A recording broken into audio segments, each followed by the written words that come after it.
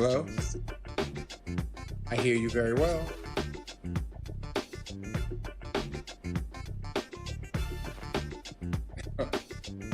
Thank you.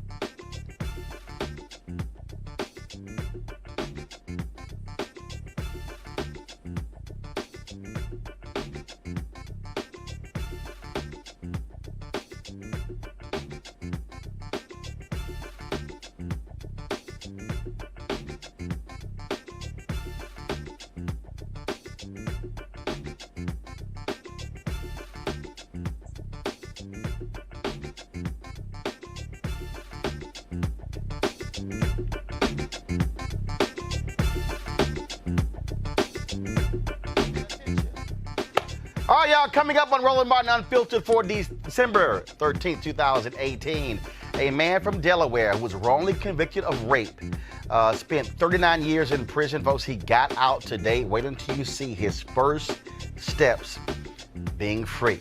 We have the video. We also the first pictures of Jasmine Headley being reunited with her 1-year-old son. She's the woman who was sitting on a floor at a food stamps office, and when the security guards came and called the cops and snatched the baby out of her arms. Now the commissioner, he is now asserting, the NYPD commissioner is asserting that his officers were trying to de-escalate the situation.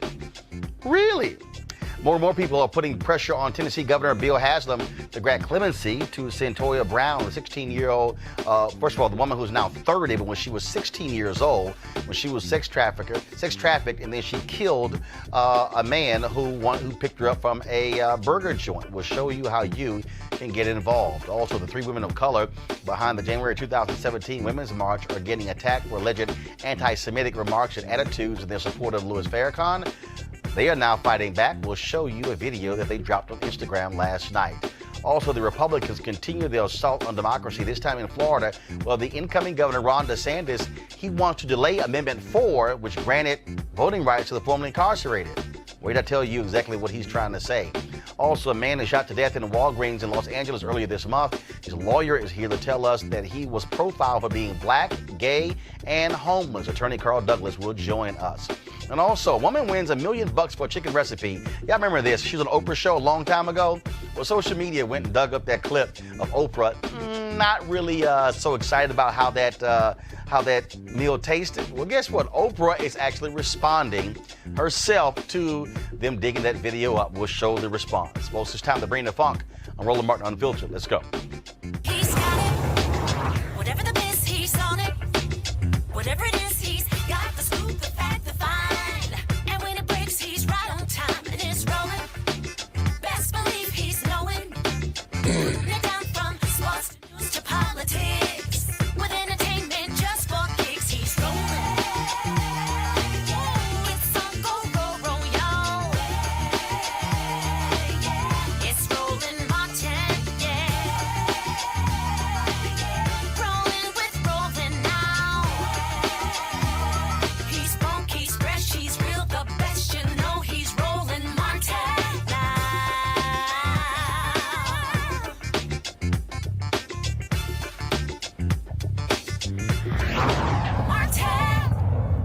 Last night, an exclusive right here on Roland Martin Unfiltered, the attorney for Elmer Daniels, a man who spent 39 years in prison in Delaware, broke us the story that a judge signed the paperwork for the charges to be dropped against him, and that he was getting out of prison today. Well, here is the video of Elmer Daniels, his first steps of freedom.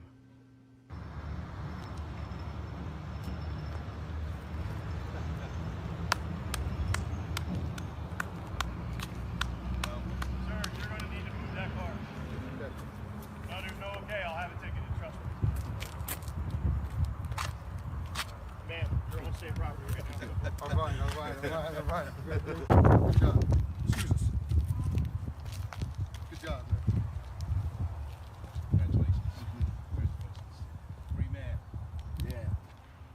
And of course, we wanted Elmer Daniels on the show today, but he is right now at home celebrating with his mother and 14 brothers and sisters. As we said, he spent 39 years in prison, and he was convicted.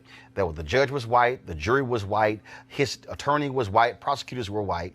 But there were issues with one of the expert witnesses, and it was his attorneys who were able to get the right information presented to the judge, and those charges were indeed dropped. And so he walked out of prison today after 39 years. And he previously was granted an option to plead to a lower to a lower charge and to have his time reduced. He said, "Look, I did not commit this rape." And as a result, he, of course, released from prison. And so we hope to have him on soon. And so to Elmer Daniels, I'm sure it's one hell of a party at the Daniels home as their son, their brother, is now home after 39 years in prison, convicted when he was 18 years old. And let's go to the story coming out of New York, of course. You remember, of course, the video of Jasmine Headley. She was the black woman who was in a food stamps office. And there were no seats. She sat on the floor with her child. Then the security called NYPD. Now, the cops union in New York claims the officers were trying to step in to stop a dispute between the mom and the peace officers assigned by the New York Human Resources Administration to provide security at that office. I can't actually tell that was happening. The NYPD commissioner has also said that he has seen body cam video, and they were actually trying that. Folks, if you actually look at this video, it's not hard to figure out.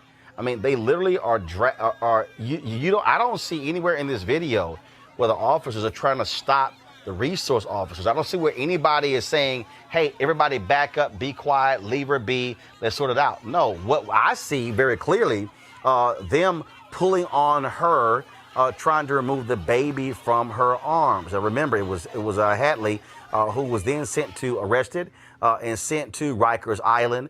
She was there for several days before she was released from the notorious New York City jail. A judge dropped all charges, but there was an outstanding warrant in New Jersey, so they kept her in Rikers Island until Tuesday night. New Jersey authorities dropped that warrant, so she got out and was reunited with her baby. Damone, folks, we should have the video of her. So this was, of course, a photo, her being reunited, of course, with her child there. And so, again, talk about unbelievable. But again, you hear these cops talking about de-escalating the situation, but did you actually see that? Joining us right now is DeLacy Davis, Black Cops Against Police Brutality. DeLacy, when you hear the commissioner saying, "Oh no, my officers are trying to de-escalate," I'm sorry, I'm watching the video trying to see where was the de-escalation. Well, you're right, Roland. What happens is incredulous that the commissioner would make such a statement, and that is part and parcel of the problem, as you and I have talked about this in the past, and that is that law enforcement is tone deaf, and law enforcement has a mindset that says, because we're the police, what we tell you, you should believe, and don't believe your lying eyes. And that started with Rodney King, and it has continued. In de-escalation, what you may have seen was someone sitting on the floor with Miss Headley and talking to her in a very calm and respectful voice while she sat there on the floor with her baby. That was not de-escalation. That was law enforcement escalating their behavior. And obviously you have the police, and they're trying to say, you know what, trying to protect their own. But here's the issue. I've seen countless videos, and I'm telling you right now, rarely have I seen a video where an officer involving somebody black is de-escalating a situation. Yeah, we haven't seen a lot of video around it, and I imagine that it happens some places, but it's not happening as frequently as we see the aggression and the escalation. And I believe, there was an ACLU report some 10 years ago that talked about police violence and use of force. And it said the attitude of the police officer on the street was a reflection of the leadership at the top. And this is what we see. When the commissioner gives you a pass and says they were de-escalating, and the police union says they were de-escalating, Yet the Brooklyn District Attorney, who is the highest law enforcement officer in that area, Eric Gonzalez, says that it was horrific, the violence that he saw. The judge, Craig Walker from Brooklyn, says it was a horrific arrest. And New Jersey courts, even I think from a sympathetic point of view, they actually dismissed the warrant, gave her a fine and community service. So everyone who's supposed to be in this continuum in terms of law enforcement, some people are synthesized to it, while law enforcement is saying and taking a hard line as though there's a need to be tough on crime with a 23-year-old holding a baby sitting on the floor. They just don't get it, and it's coming through in what they're saying. And so if you are, when it comes to this woman here, what should she do next? Do you believe that she'll be suing this police department? And what should Mayor Bill de Blasio be saying to his police commissioner? Well, I think that he should be saying to his police commissioner that we have to change that narrative. That's just not acceptable. It's not service. It is not the CPR that we saw in some of the vehicles in NYPD. It's not courteous. It's not professional, and it's not respectful. So it goes against even their mantra about what they articulate they believe. I think if I were the mayor, I'd say to him, you've got to tell the truth about what you're looking at. That is not de-escalation. You're actually endangering the child because she's holding on to the child as any mother would, and you have officers attempting to rip the child out of her arms. So if anyone's endangering the welfare of the child, it is the officers, and then there's an officer that pulled out a taser. So what do you think happens when you shoot a taser with 50,000 volts of electricity into the mother holding the baby? What do you think? And what happens if you miss the mother and hit the baby? So it's just it's a failure on every level, from a community policing failure, from a community relations failure to a policing failure. The social reality is that she was not a threat to anyone sitting on the floor. And if you believe that there was a problem, then there was a need to sit, talk with her, and try to talk her into a chair, even bring a chair over to her. I'd be curious to know, was the place crowded? Was it overcrowded? Was there no place to sit? Was she just frustrated with being there in terms of service delivery? And again, that is not providing service to her as a client in the public. All right, Delisa Davis, we appreciate it. Thank you so very much. Thank you, Roland. All right, and folks, for the people who are watching us on Periscope shortly, the show will be going away on Periscope. You need to go watch the rest of our show on YouTube. So go to youtube.com/Roland S. Martin, youtube.com/Roland S. Martin for the folks who are watching on Periscope. Now let's talk about Cyntoia Brown. Of course, the woman who was 30 years old, yet it was 14 years ago when she was sold into sex slavery, killed her captor. She is now being forced to serve 51 years in prison for being eligible for parole. Tennessee Governor Bill Haslam leaves office in early January. Pressures mounting on him to provide clemency and release her from prison. Now, folks like Kerry Washington, Cornell Brooks, former head of the NAACP, Common, Meek Mill, and Congresswoman-elect Ayanna Pressley, all voicing their support on social media for Cyntoia Brown, also Viola Davis. Now, MoveOn.org has a handy script for people to use when calling Governor Bill Haslam of Tennessee. They have the number, which is 615-741-2001. Here's some key parts of that particular script. Be polite and calm. While we might be angry, we need to send a consistent message that can't be twisted to discredit us. Cyntoia Brown has been in prison since she was 16 years old, and no young person should be punished for being a victim of abuse and trauma. Governor Bill Haslam cannot wait any longer. Cyntoia's freedom matters. The governor's leadership is important, and Cyntoia is counting on him to do the right thing now. Will the governor support the immediate release of Cyntoia Brown? Again, the number to call is 615-741-2001. I want to go to our panel right now. Joining me, of course, is Alan Bolden. It's A. Scott, ladies and gentlemen. First of all, he goes by A. Scott Bolden. I ran to one of it was a guy who played with him. He said, who does Scott think he is? Going by A. Scott Bolden. He said we were in college. His name was Alan Bolden, but now all of a sudden he becomes a law partner. Now it's A. Scott Bolden. And you've got to honor and respect that. And if he was an old black preacher, it'd be A.S. Bolden. That's right. That's right. But standing for A.S. So joining us on the show is attorney Alan Bolden, former head of the D.C. Democratic Party. Also, of course, my frat brother, Dr. Greg Card, chair of Afro-American Studies Department at Howard University, and Eugene Craig, CEO of the Eugene Craig Organization out of Maryland. Call me East Sloan Craig. I'll start with you, Scott. Yeah. Call you what? East Sloan Craig. East Sloan Craig. Yes. So I'll start with you, Alan. I don't answer to Alan. Yeah, but if your wife call you, if Erica call you Alan, you gonna answer to it. Yeah, I thought so. Let's start with this. So first first of all, the federal appeals has been filed in the case of Cyntoia Brown, and they were confused. The judges were totally confused about the sentencing in Tennessee, so they asked the state Supreme Court, like, can y'all sort this thing out for us? We can figure out what's going on here. That's why the Supreme Court rendered this decision that she has to serve 51 years because it's confusing. You also have, of course, the Supreme Court ruling when it came to juveniles being granted life sentences. And so all of this is being factored into the case of Cyntoia Brown. Yeah, so you have two competing statutes. You know, normally in a habeas corpus proceeding, when you're incarcerated, you've been convicted, you bring the body before the court and you ask the court to release the body. That's the individual. Here, once you get done with the state, then you do the same thing at the federal level. And so what normally happens is the statutes are not competing with one another. One says you got to serve 60% of a 60-year sentence of a life sentence, and the other one says that there's no eligibility for parole, and you got the Supreme Court decision that says it's inhumane treatment and cruel and unusual punishment to convict a juvenile and not let them have any opportunity for parole. So what the Sixth Circuit has said, they sent it back to the highest court in the land and said, you all tell me about these two statutes, reconcile them, and tell me whether she's eligible for parole or not. Because if she isn't, I'm going to find the sentencing unconstitutional, which is what her lawyers are trying to do. And if she is eligible for parole after 60% of her life sentence, then it's irrelevant, and so she gets a parole hearing in probably another 50 years. Remember, the Supreme Court decision came down in 2012.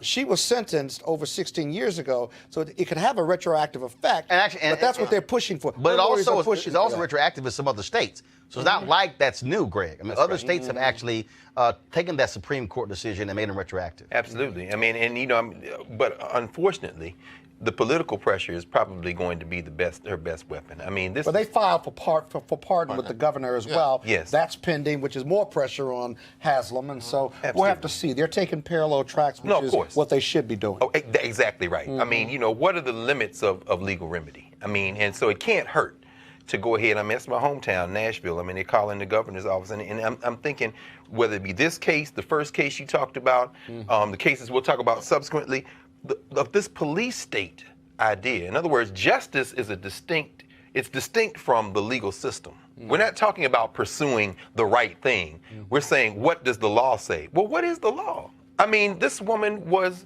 enslaved. Yeah. I mean, now, of course, years from now, they'll celebrate her resistance, but that doesn't do her any good. Eugene, of course, the prosecutors are trying to say that this was premeditated. They're saying that she had the intent to rob him. Let's just even take what they're saying. Okay, let's say this is a student. Let's say this is a young woman who's a student and she's going to school, and then she makes a decision to rob somebody. Okay, so you're factoring in how that person's growing up. Okay, this is somebody who was forced into prostitution. Yep. 16 years old. Then this guy picks her up from a drive-in burger joint and then takes her home. Yep. Right? This is not a normal situation. This is not somebody who is thinking in their right mind or whatever the heck. This is somebody who literally is living under duress. And so to act as if this is just somehow, look, it's no big deal. Sure, she was prostituting. Sure, she was involved in sex trafficking. Sure, she was being held against her will, but she shouldn't have shot and killed a guy. Yeah, if I can impress my lawyer friend here, I'm not a lawyer, but Did you play one on TV? I play one on TV. if the facts, as Roland presented them, I believe her mens rea, should have been an out for her in this particular case because she was held against her will. There's no way. I mean, as a minor that's being sex trafficked, I mean, it's blatant fact that the reason that these two individuals were together was because he was planning to have sex with her. He was planning to have sex with a minor. That's the first. That should have been the focus of the police there. Yeah, but that doesn't absolve her from the violent act she's committed. Let me tell you something. As a conservative, as a libertarian, and Monday, I called out the NRA and all the gun rights groups that that push the narrative that hey, women need to carry to protect themselves from this particular situation and are quiet on this. Senator-elect Marsha Blackburn from Tennessee should be leading the charge on this. Oh, we know that's not going to happen. We know it's not going to happen. But she should be leading the charge on At this. the trial level, they argued that, you know, she had alcohol syndrome from when she was born, one, and she had these other stress factors. Presumably the trial court considered it, and it really didn't matter. So the real issue to focus on is this sentencing. If she was a first offender, right? Why is she getting a life sentence as a juvenile and being tried as an adult for a murder? I'm not excusing the murder, but what I am excusing is as a juvenile, after 10, 20 years, you're a different person, and that's what the Supreme Court recognized. Well, I mean, and you see as well, I mean, talk about parallel tracks in the broader sense of these social campaigns. Human trafficking, slavery, this is the biggest issue in terms of who makes up these people who are enslaved. Absolutely. Here in Washington, D.C., in cities around the country, you know, you have folks who have made this not only a marquee issue, this is a no-brainer for people. These young girls in front of schools, you seeing them now, police. But that's not dispositive as to whether she committed this crime or not. It may be relevant, probative, and material, but the jury considered that and convicted her. I'm not thinking about this in the legal sense. I'm thinking about it in the social and political sense, particularly as we're now prevailing upon the governor to do the right thing. He has the power of departing. He should just exercise that, particularly on his way out the door. I think I will say this. The conservatives like him will denounce him for doing so. Well, I'll say I hope not. You're libertarian. He may be a libertarian, but they will denounce him for exercising that right. I agree. I am of the belief that I believe Governor Haslam probably is going to pardon on the way out. I don't think he would be. You think so? I don't think he would be. You're just guessing now. I am guessing. No. One second. We do have some precedent here. There was a similar case in July where a woman was sentenced. She's supposed to serve 25 years in prison, and the governor did grant clemency. Yeah, and also I don't think he'll be necessarily teasing it. I mean, he has from a pure political standpoint, he gains nothing by just teasing it on his way out. What he's looking at, every lame duck, executive. Well, he may run again down the line. He's done it once already. I think that works against us. Against us. He may not do it twice. I am leaning towards he's probably going to give her a pardon. Well, here's a piece.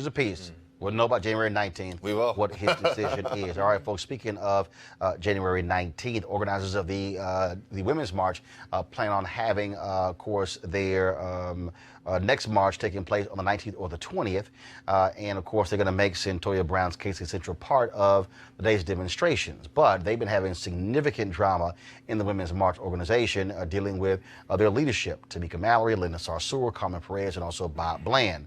Of course, they have been under fire from people for a variety of reasons, some saying that accusing them of anti-Semitism, others saying that they're not handling finances correctly. There are others who are saying that they're getting too much of the attention and too much of the credit, and where others should be. And of course, you have some folks who were founders even calling for all of them to step down from leadership. Well, last night, Tamika, Linda, and Carmen dropped this video on Instagram speaking directly to their critics. Over the last few weeks, we've been spending a lot of time in the midst of planning a march, trying to answer questions and concerns of individuals, of reporters and others about who we really are, about what we've done. And there have been accusations against us, things that have been very troubling, things that do not represent who we truly are.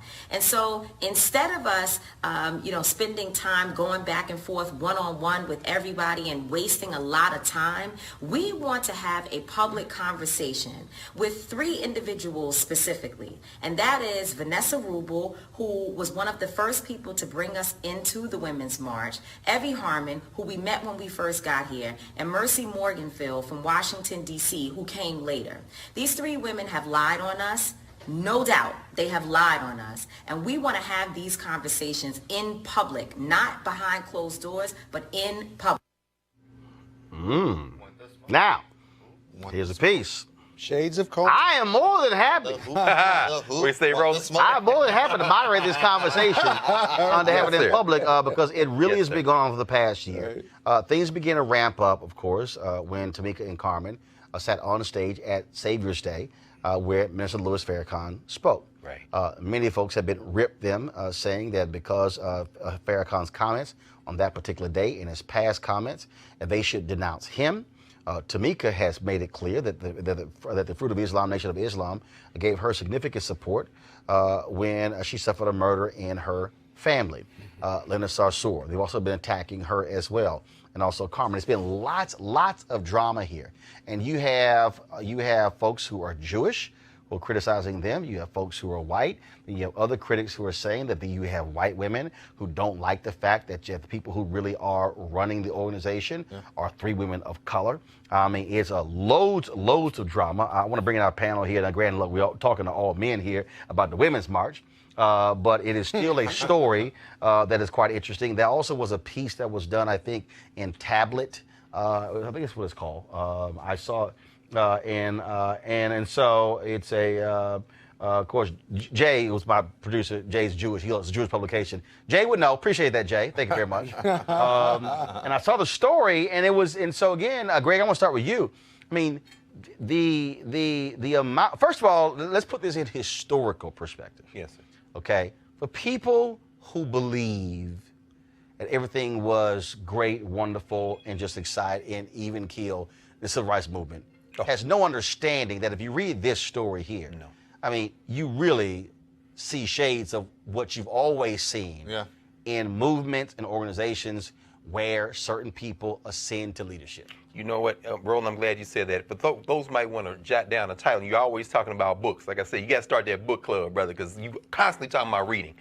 Harold Cruz, many people know his book, The Crisis of the Negro Intellectual. But the book that he wrote, entitled Plural But Equal, talks about this tension at the heart of the black Jewish struggle in civil rights. You had Jewish organizations that wanted to advise black folk in places like the NAACP, Major Spingarn, who was informing on the NAACP because he was working with the military at the same time. They want to advise black people on what to do, and at the same time, they were telling Jewish organizations something different. In other words, everybody want to intervene and tell black folks how to struggle, but they don't want black folks to participate in that conversation for themselves or for their organizations. So that thread comes through the 60s. You see it in the Student Nonviolent Coordinating Committee. You see a split in SNCC. Many SNCC folks who are still alive, still very sensitive about that. You see it in the Jesse Jackson campaign, the so-called Hymietown remark. You see it with Martin Luther King. You see, so in other words, this is nothing new. Farrakhan, this whole notion of anti-Semitism is utterly absurd. Why do I say that? What is a Semite?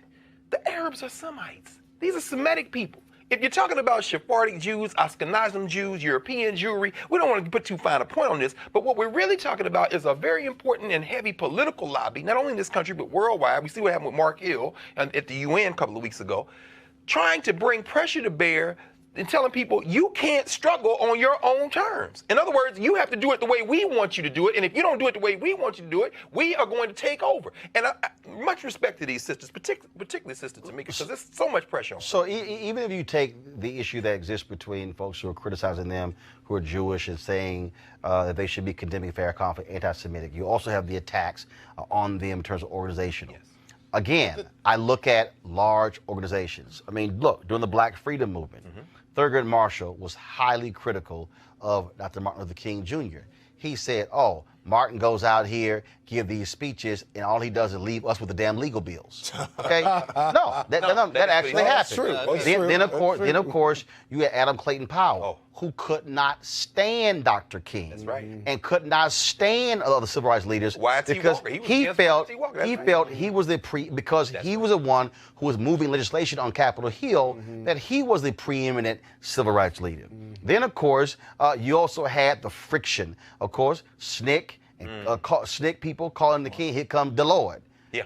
Calling him DeLord. Yeah. Okay, that was a nickname for him. So you had all of these things that were going on that were happening. And so it's people need to understand it's not a shock that you would have people complaining, saying, oh, Tamika, Carmen, Linda, y'all, and Bob, y'all getting all the credit when it's these chappers out here who are doing all the work. If you read, today is the birthday of Ella Baker. How about if that? you read Barbara Ransby's book on Ella Baker. Yes, sir. Ella Baker Yes. had tension between her and Dr. King. Because Dr. King believed it was pulpit to pew. She felt it was pew to pulpit. And she wouldn't let King or any other organization at those young people. That's why they worshiped her with SNCC. Right. So that was a meeting at the president's house at Shaw University between the president, Y.T. Walker, and Dr. King. She busted into the meeting like, no, I ain't going to let y'all take this over because SCLC gave the initial funding for the conference at Shaw. And so it's not a shock to me, Eugene, to see people complaining about certain individuals getting all the credit and the glory, being named Glamour Women of the Year, being on Essence magazine covers, people saying, well, how dare y'all get all of this? You've always seen that in large organizations. Yeah, I mean, and the thing is this: the criticism of these ladies, it may have now reached new heights, but it's not new. I mean, I remember on our previous show, we had Janae, who was very heavily involved with the Women's March, come in and give us a lot of the backstory about what was going on, and a lot of the white women were being very critical of Tamika and Carmen at that time. Largely. A lot of BS reasons, a lot of reasons that did not hold any weight. But, this is an extension of this. This isn't anything new. This is, something that, has been going on. Part of leadership. But you also saw, Scott, it was very interesting. So I was at the Women's March convention in Detroit. And you had all these battles going on because they asked me to MC a part of the program. So then you had these people who were saying, oh, no, he can't MC because we think he's homophobic. BS. And then the three of them were like, what the hell are y'all talking about? Roland's been a huge supporter of everything that we have done in terms of amplifying our voices and that of women. And so what you have here is you have in the Women's March, you got all these folks, all these competing interests. And then one of the probably the most well-attended session there was really this discussion when it came to the issue of white women and the movement. And you had all this sort of stuff like that. Like I had some people. Matter of fact, it was such a trip because when I was on stage, again, talk about how white women operate. So I was on stage and I said, if you told me, if 3,000 women are gathered, that's a place I want to be. And so, two white women come up to me at the end and say, oh my God, that was sexist. You were objectified. I was like, what the hell y'all talking about? You violated the Me Too movement. And they tried, but his was a trip. Wow. So these two white women tried to jam me up. But these black women who were waiting to get a photo were like, oh, hell no, y'all going with that bullshit. Right. They were like, no. So it was a trip. So you had these black women who were checking these white women like, no. Who the hell y'all think y'all talking to? Y'all ain't going to diss Roland, who has had our back this whole time. Very much so. And again, and I look at two white women and I literally was like, okay, I ain't got time for y'all. Because again, I'm like, y'all full of it. Yes. Nobody else in the room was sitting there going, oh my God, I'm sitting here with Rosa Clemente and the rest of them. But it was these two white women who were sort of like, okay, why is this man speaking as if you can't have male supporters of the Women's March? And so it's a whole lot of stuff. There's a lot of stuff that's going on here that goes beyond this criticism of Linda, Tamika, and Carmen over Farrakhan. Yeah, we need to exhale a little bit.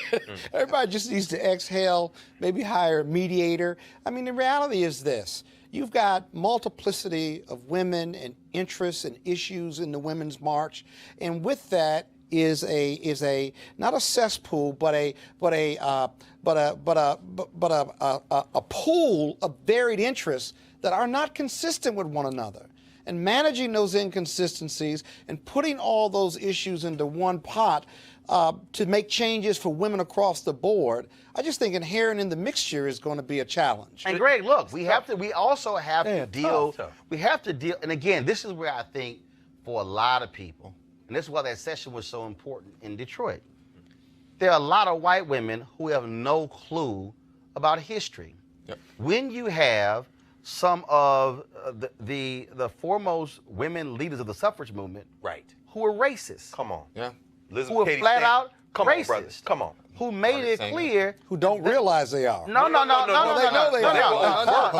were overt racists. Go look at the fight over the 15th Amendment. They said, do not give the vote to Sambo before you give it to your wives and daughters. That's Susan B. Anthony. That's Elizabeth Cady Stanton. That's why Ida Bell Wells was like, I don't roll with y'all like that. Very seriously. But you had battles between Frederick Douglass and Susan B. Anthony. That's right. Over the 15th Amendment. That's right. And so you had that going on. Then you also had with National Organization for Women. It was like, no, that's the white women's organization. Right. Because we need to understand that women were only included in the 1964 Civil Rights Act because the racist Judge Smith out of Virginia thought by putting women into the bill, That's right. that actually Poison was pill. going to kill That's the right. bill. That's right. When in fact it actually helped its passage. And so the reason, so then if you go look at Title IX, okay, which was passed in '72, Title IX had nothing to do with sports. That's right. Title IX was about opening the professional schools to women. That's right. White women benefited, who became doctors, lawyers, engineers, scientists, professors, That's right. and they benefited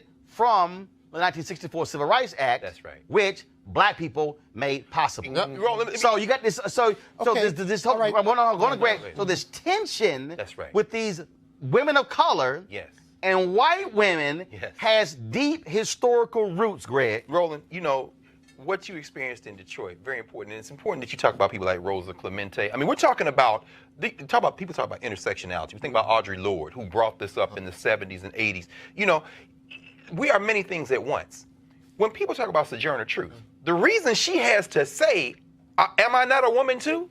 Is because white women are trying to leapfrog over this race struggle to deal with this gender struggle. So this whole ain't I a woman speech comes out of that. And in terms, talk about the National Organization of Women, who is the patron saint in many ways of Ruth Bader Ginsburg? Pauli Murray.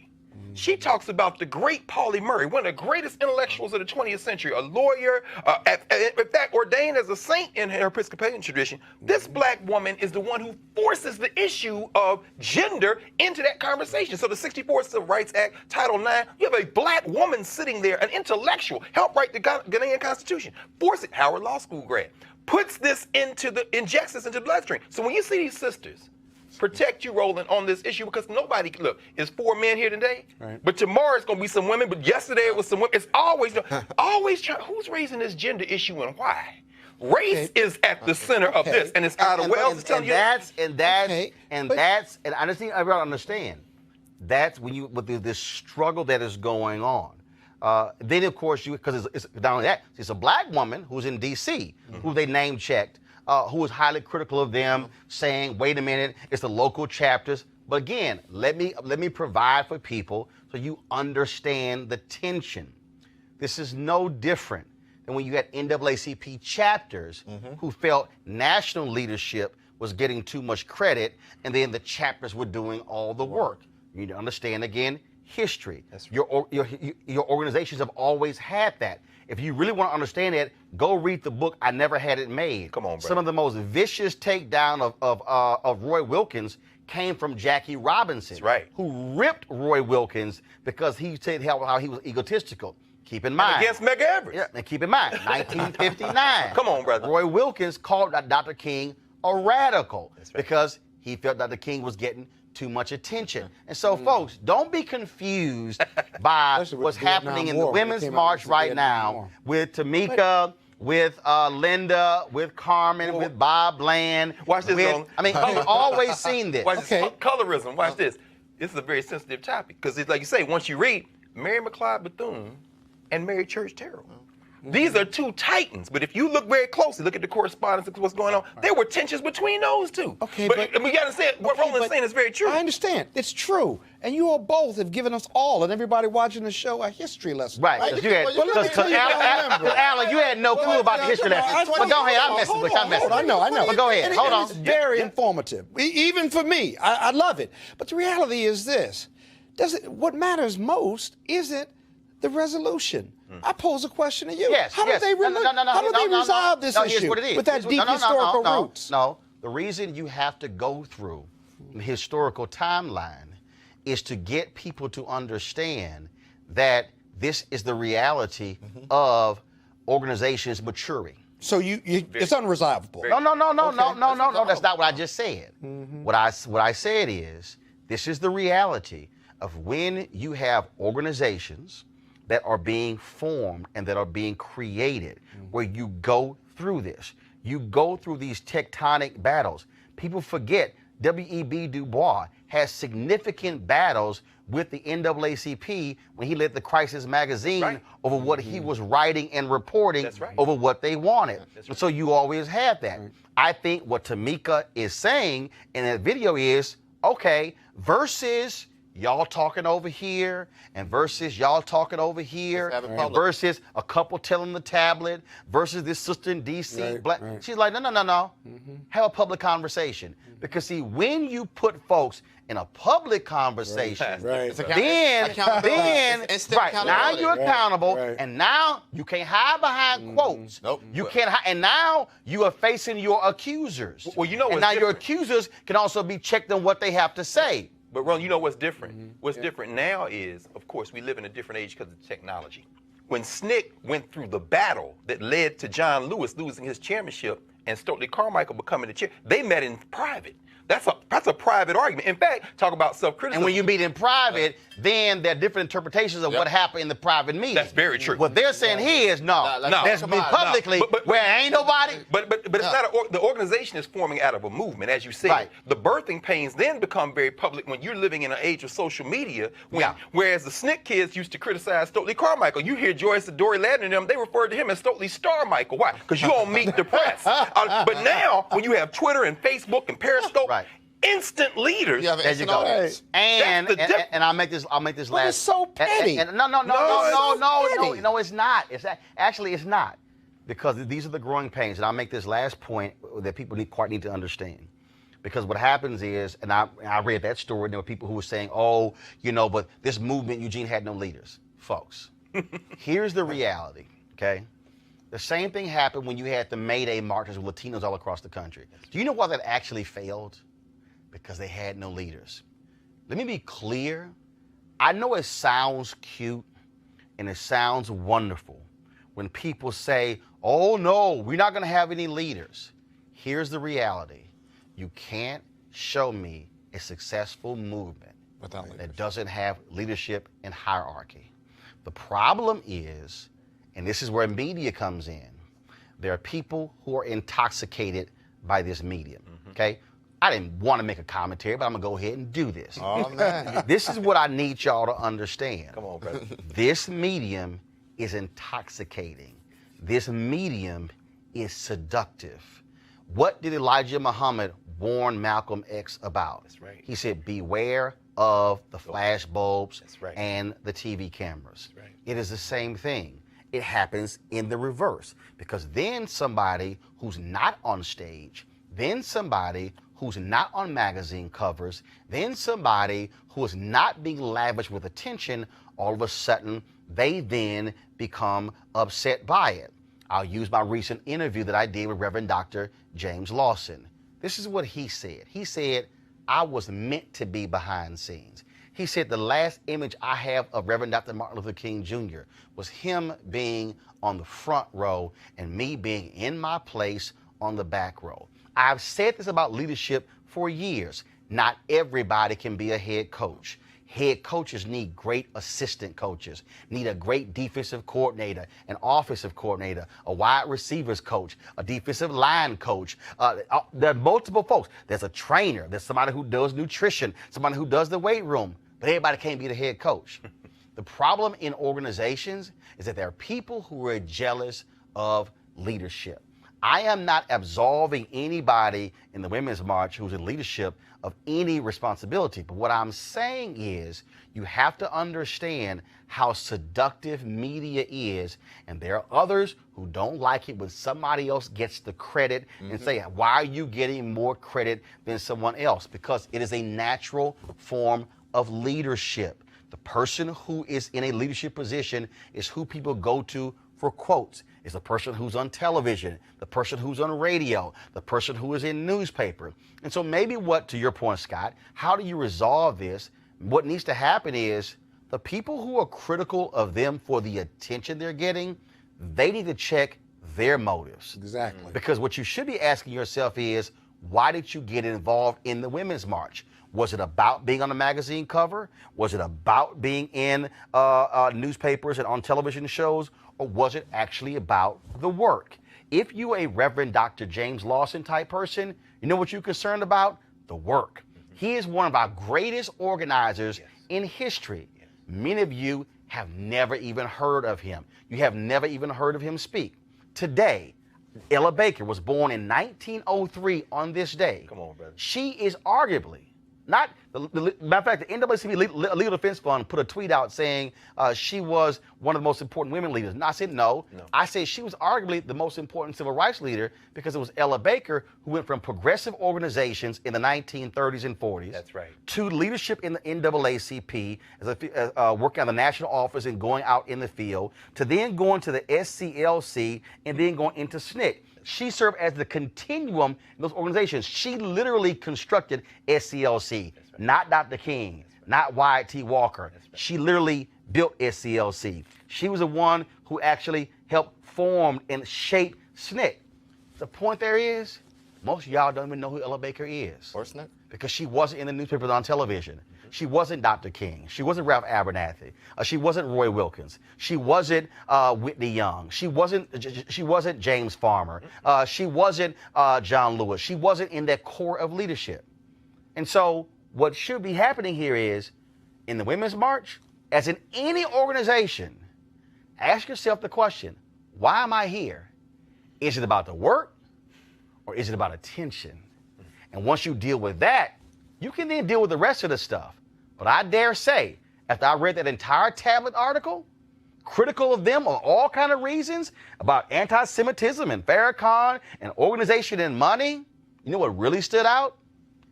People who didn't like the fact that they were getting the attention more than anything else. Check your motive before you check anything else. All right, folks, here's a word from one of our partners. I want you to write this website down, marijuanastock.org, marijuanastock.org. Now, I'm going to tell you why. As we transition into the holiday season, this is the time when we start thinking about giving and sharing.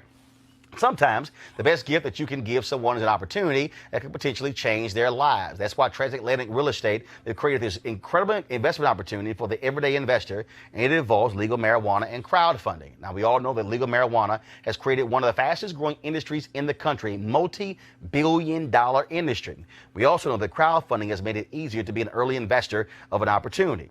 But it gets even better. Transatlantic Real Estate, folks, here's what they've done with their business model. They buy land that supports marijuana grow operations and lease it to licensed high-paying tenants, which means that you are the landlord of a licensed marijuana farm in a high-growth market. Now, for a limited time, you can invest as little as $300 up to $10,000 before the company goes public. Now, here's some more good news. They've extended their offer, okay, which means you still have time to be involved if you take action now. But here's the deal, though. You must complete and confirm your application to participate. You have to complete the process. Now, a lot of you are going to spend all your money buying gifts of something you're not going to be able to use in a year, but this is an investment that actually could pay off over a number of years, even decades. You could also make this an investment for someone special. Now, all you got to do is go to marijuanastock.org. That's marijuanastock.org to get in the game. Let's talk about what's happening in Los Angeles, folks. Jonathan Hart, 21 years old, shopping in a Walgreens in Hollywood on December 2nd. 8:10 p.m., shot dead by a security guard. Now, the original claim was that he was shoplifting, but he wasn't. His attorney, Carl Douglas, says he was targeted because he was black, gay, and homeless. Now, Walgreens has apologized and fired the security company. But Jonathan is still dead. Joining us right now is attorney Carl Douglas. Carl, welcome to Roland Martin Unfiltered. Brother, thank you for having me on your show, man. Looking forward to it. When you look at this story here, again, so they initially said he was shoplifting. Now they're saying he wasn't. What the hell? Why then was he shot? There was a dispute, Roland, between he and the security guard. The guard pushed him. He pushed the guard. There may have been a punch thrown. He then turned and started walking toward the door. The cop pulls out his gun, raises it, says, "Freeze." As John keeps walking, the cop fires one shot, shoots him in the back of the neck. He falls and dies right there. And so they fired the security company, but he's dead. I mean, that's no. So what are you seeking on behalf of this family? First of all, are the DA's office, are they going to investigate? Are they looking to charge someone? The DA's office right now is currently investigating the case. It has been presented to them, and they are determining probably over the next 4 or 5 days or so what they're going to do. But as important, Roland, and this is what I want your listeners to understand, I am calling for a boycott of Walgreens. There are 54 Walgreens stores in L.A. County, 622 in California, 9,500 across the country. And in Los Angeles, of those 54 stores, only 4 of them had armed security guards. Those stores were in the black, the brown, the homeless, and the LGBT communities. That is wrong, my brother. And until Walmart is made financially responsible, they're going to keep having armed guards in these stores. That's just not dangerous for Jonathan Hart. That's dangerous for me or for you. And that has to stop. Got to ask you this question. Obviously, I've heard from other African Americans, Jasmine Koenig, she's been tweeting this story. Where are white gay folks? Are they joining you in this? Are they also upset? Because, again, I've read numerous stories where they're saying this man was shot because he was black and gay, not just black. He was black and gay and homeless. We have, Roland, over 55,000 homeless people in California, in Los Angeles, second only to New York City. There are over 7,000 homeless youth between the ages of 14 and 25. There's a natural gyration of that population to the Hollywood area in Southern California. So this is a problem, not just for the Jonathan Harts of the world. You got to understand, man, if this guy had missed that one shot, anyone walking into that store could have been a victim. If you place armed guards into a pharmacy, there has to be a foreseeable expectation that someone is going to fire a shot and then perhaps someone will be injured. Today it's Jonathan Hart. Tomorrow it might be someone that you or I love. And Walgreens has apologized. What else have you heard from them? Well, they've apologized, but you got to understand, Walgreens is the largest retail pharmacy company in the world. They generated $118 billion with a B in revenue last year, $117 billion the year before. So only if there is an economic incentive will they ever make things safer for their customers. There was a cost-benefit analysis by someone in the executive ranks of Walgreens. There's a problem with shoplifting. What can we do to protect our money and reduce that loss? One thing they could do was to add cameras and add monitors. This store was a very high-tech store. There are cameras and monitors everywhere. The other thing they chose to do in only select stores was to insert an armed guard, not just a guard with a taser. This guy had a taser as well, but not only a taser, but with a handgun. And when you do that in the black, brown, and homeless communities, you are asking for trouble. So we're calling on a boycott to pressure Walgreens to reconsider this despicable choice. All right, then. Well, Carl Douglas, we certainly appreciate it. Many of you may not realize Carl was on the legal team for O.J. Simpson. And of course, we all remember that. So, Carl Douglas, thanks so much. I appreciate it. My brother, thank you so much for having me on your show. Yes, sir. Real quick here, I want to go to our panel. Again, this is one of those things. Okay, you got armed security guards. I get it. But let's just be clear. It's product. Yeah. Mm-hmm. It's product. Mm-hmm. It's small products. Yep. I mean, it's not. Ain't that many things in a drugstore that's over $100. That's right. Okay. Mm-hmm. But to shoot and kill somebody because you suspected them, you thought they were shoplifting? Really? Yeah. That doesn't matter who they are. You're going to have an armed guard there. You foresee someone being shot. But the problem is, if there was an altercation or a dispute, this guy is walking out the door with his back to our security guard, and he fires and shoots him in the back of his neck. Who does that? That's illegal anywhere. Yeah, but it's law enforcement. So the lawsuit is going to get into Walgreens. It's going to get into the security company, yes, the training, if you will, and what the totality of the circumstances were. But there's deep exposure here. Eugene? It's murder. It's murder. I mean, we look at this with actual law enforcement officers. I mean, folk that are actually sworn to actual sworn departments that are actually given the public trust to actually protect us. The South Carolina case. South Carolina when the guy case. was running from the officer and he just picked it up, Walter Scott, and just shot him. And shot. He's in jail now. And I see this particular. And this guy ought to be in jail too. SPO or whatever. Yeah. But he should be in jail. He should be charged. But Greg, this speaks to again how in this country we value property over people. That's right. Well, I mean, when Brother Davis spoke earlier and talking about the Jasmine Headley case, this case now with John Hart, this law enforcement mentality. The thing that broke my heart about Jasmine Headley is these are black women standing over this black woman trying to take this baby from her. But the idea is I'm the law, which means my ability to do what I want is supersedes your life. Exactly right. Nobody has told me to stay at a Walgreens. I mean, no, seriously, really.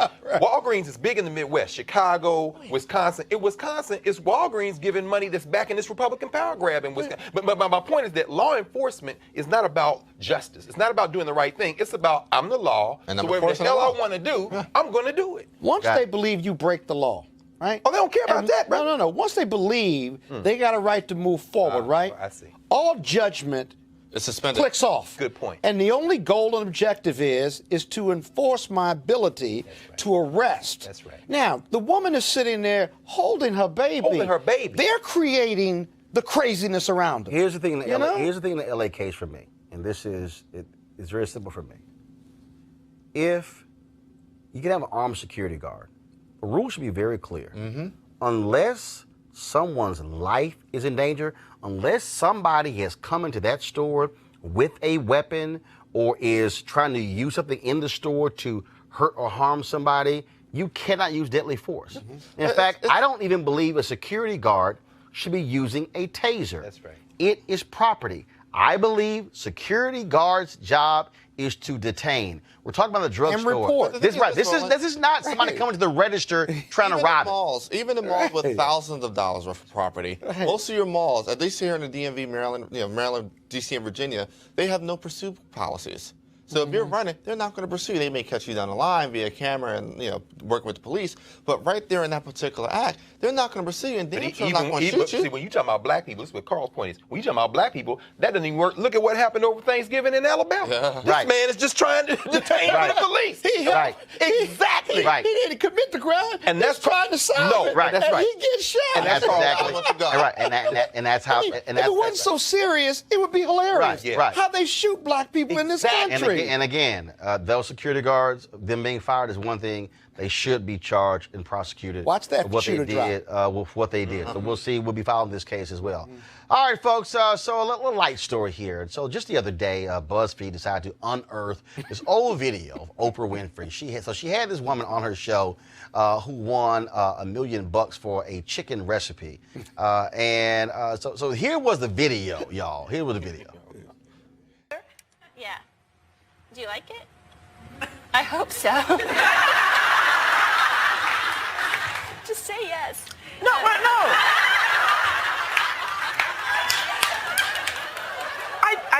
I do like it. I like it very much. I think, did we add salt and pepper? I think we needed salt and pepper. No, there's no salt and pepper in it. But you can add it yourself. I would just like, I think it's delicious is what it really is. This batch. Okay. So no, whoever made this is the good stuff. Yeah, okay, that's the it. good stuff. Yeah. Because we made it. I'm just thinking it needed a little, little salt and pepper, but the flavor of the waffle with the onion and the spinach is good. I don't know how I'm going to get the bite of chicken too with the glaze on The there. sauce is really good. I bake it with the skin on, but you can take it off afterwards and just dip the chicken in the sauce if you don't want to eat the skin. It's really good with this. Okay, good. Thanks, Oprah. Really good. Okay, let me explain something to y'all. The fried I've chicken. done TV for a long time. Do y'all know why? Do y'all know why you will rarely ever see me Actually, eat somebody's food on TV? Come on, bro. Because see, I ain't gonna be like Oprah. No, sir. I ain't gonna lie to your ass. I remember. I'll be like, this bullshit don't taste good. I'm letting y'all know. So this video went all around for the past 2 or 3 days. Oprah decided to actually respond to the video. Press play. Spencer, I don't know whatever made you pull that tape out of the vault, but made me laugh. And here's the deal. This is what I was thinking. I always wanted anybody who came on the show, no matter what they did, to have a good experience. And I also wanted to stay in my own truth while allowing them to have that good experience. So I was having a moment of trying to decide Do I want to have a great time? What is my real moment of truth?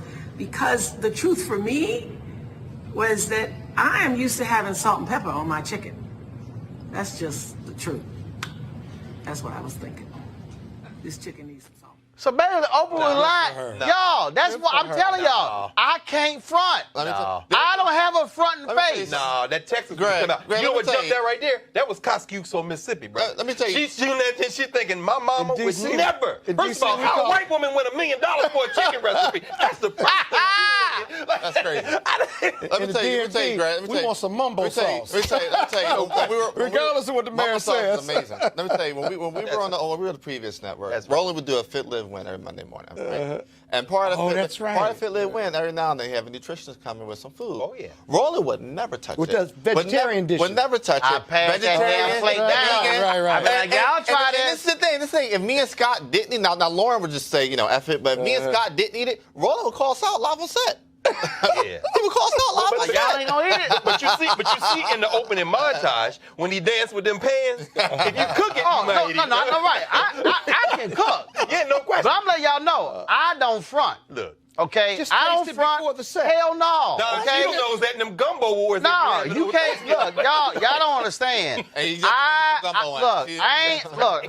I ain't tasting everybody's stuff. 'Cause everybody can't cook. I'm telling y'all right now.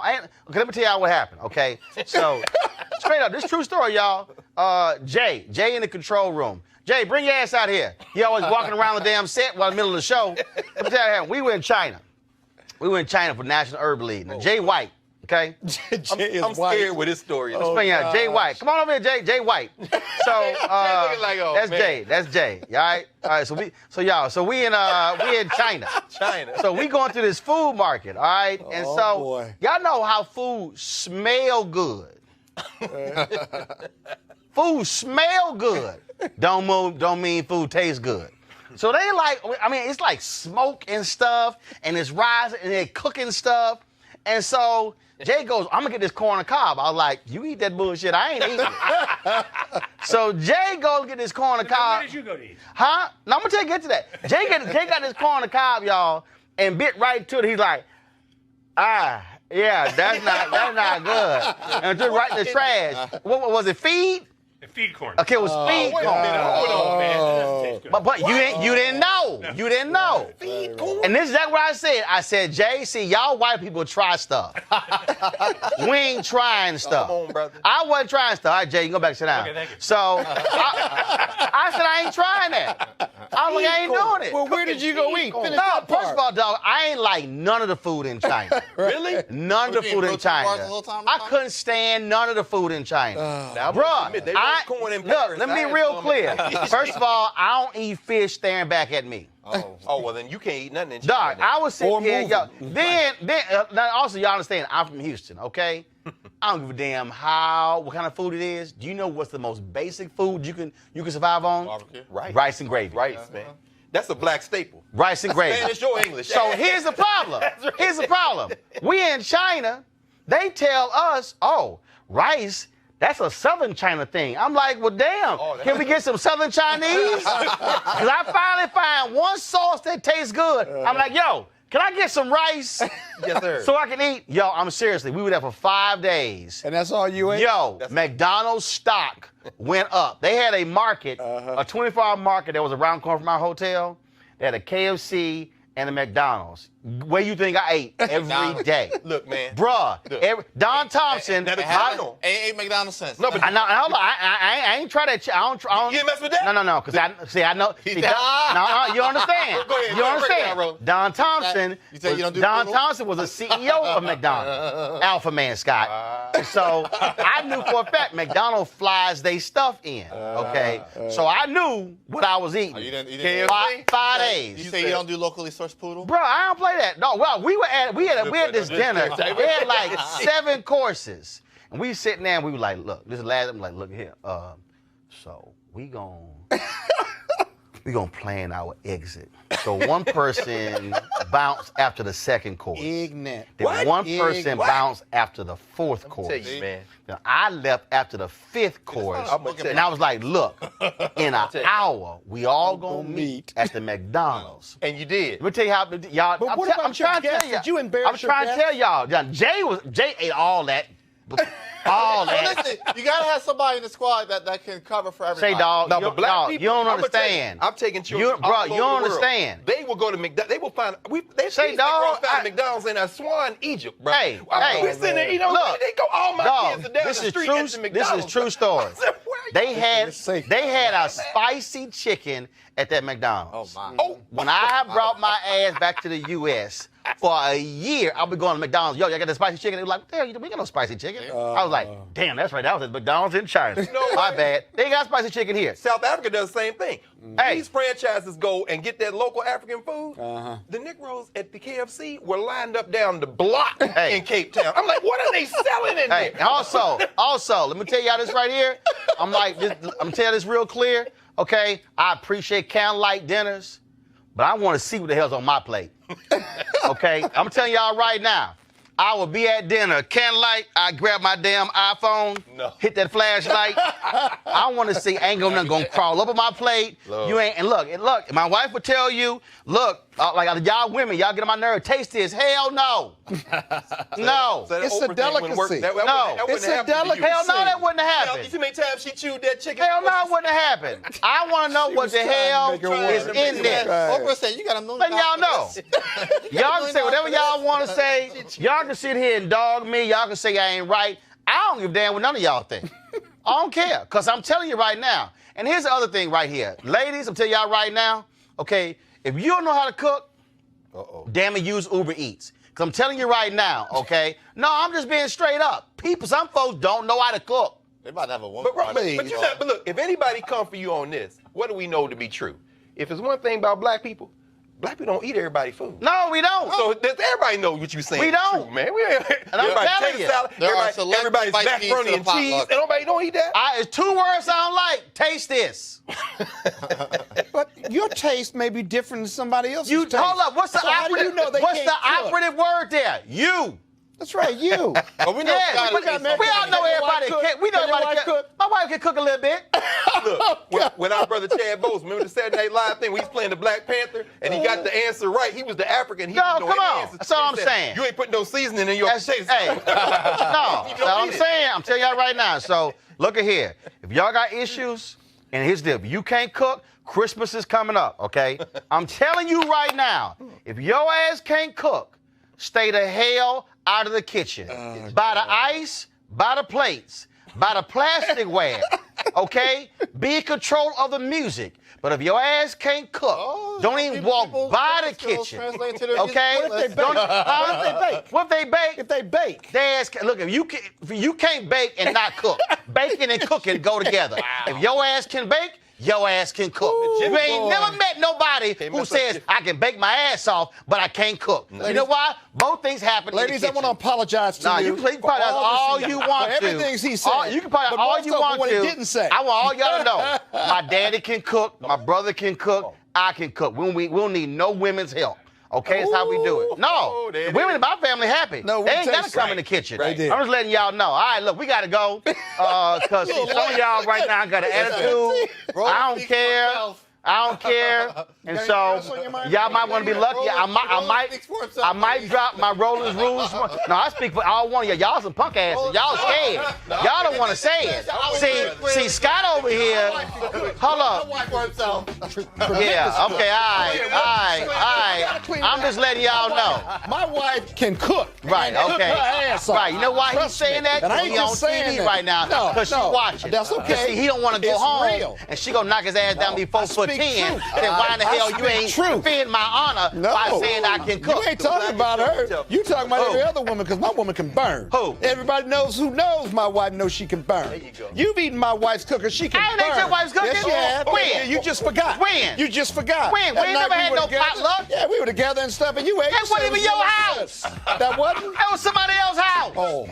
But we brought a dish Lying. there. We brought a Look, dish y'all, there. all You right, really like listen that up. dish. I want y'all to support our Bring the Funk fan club. Y'all know we the blackest show show out of here because you ain't gonna have this conversation. Yeah, y'all remember I had Nikki Giovanni on. Hell, we supposed to be talking about her damn poetry. We talking about food for about 50 minutes. And the interview was only an hour. So we talking about her poetry book for about 10 minutes. All right, y'all can support our fan club by going to Roland Martin Unfiltered to support us. Of course, every dollar goes to support this show. We certainly appreciate it. It's the blackest show, the most unapologetic show out here as well. Because look, y'all know MSNBC can't keep it this real. You damn well know Don Lemon can't keep it this real. You know Joanne Reed can't keep it this real. And you know, no, they can't. Everybody can't. You can be black. You can be black, but you can't be black. Oh, there it is. Sound like Bernie Mac on that. Let me say it again. You can be black, but you can't be black. Y'all know what the hell I'm saying. And so, Harris Funkner, not even included. So, again, I want y'all to support us at RolandMartinUnfiltered.com. Join our Bring the Funk fan club. Right now, you're about to see all the people who've actually supported our show. So we're going to roll that. I'll see you guys tomorrow. Holla!